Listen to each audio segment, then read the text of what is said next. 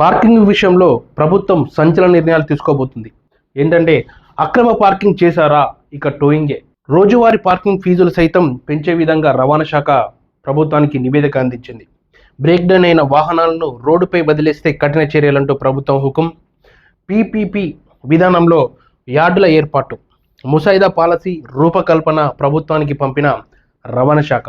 ముఖ్యంగా రోడ్లపై ఎక్కడ పడితే అక్కడ వాహనాన్ని నిలిపివేయడం, బ్రేక్ డౌన్ అయిన వాటిని రోజులు తరబడి వదిలేయడంతో ట్రాఫిక్ సమస్యలతో పాటు ప్రమాదాలు జరుగుతున్నాయి. ఆయా రహదారుల్లో ప్రయాణించే వారికి తీవ్ర ఇబ్బందులు ఎదురవడంతో రవాణా శాఖ ఒక పరిష్కారానికి ప్రభుత్వానికి ఒక లేఖ పంపింది. ఈ సమస్యలకు శాశ్వత పరిష్కారానికి రాష్ట్ర రవాణా శాఖ కొత్త పాలసీ తీసుకొచ్చేందుకు సిద్ధమవుతుంది. ఆమోదం కోసం ముసాయిదా పాలసీని కూడా ప్రభుత్వానికి సమర్పించింది.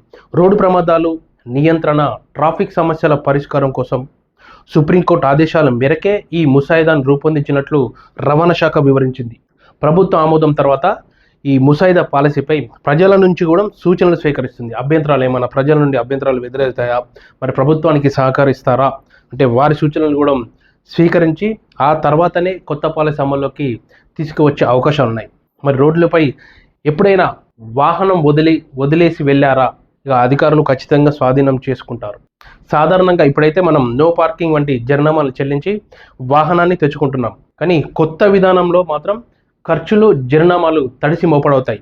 అందుకే ఎక్కడ పడితే అక్కడ పార్కింగ్ పెట్టకుండా ప్రభుత్వం నిర్ణయించిన పార్కింగ్లోనే పార్కింగ్ చేసి వెళ్తే అక్కడున్న స్థానికులకు మంచిది. రోడ్డు యాక్సిడెంట్లు జరగకుండా ప్రభుత్వం కొత్త నిర్ణయాన్ని తీసుకుంటుంది. మరి టోయింగ్ ఛార్జీలను సదరు వాహనదారే కట్టాలి.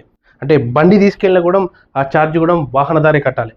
ఎన్ని రోజుల తర్వాత తెచ్చుకుంటే అన్ని రోజులు పార్కింగ్ ఫీజు సైతం చెల్లించే విధంగా నిబంధనల్ని రవాణా శాఖ రూపొందించింది. మరి వారు వెహికల్ తీసుకున్న తర్వాత, టోయింగ్ చేసిన తర్వాత 30 నుండి 45 రోజుల్లోపు మన వెహికల్ ఉన్న చాలన్లు క్లెయిమ్ చేసి మన వెహికల్ మనం తీసుకోకపోతే మాత్రం ఖచ్చితంగా వేలం వేస్తామని రవాణా శాఖ ఒక కొత్త నిబంధన రూపొందించి ప్రభుత్వానికి సమర్పించింది.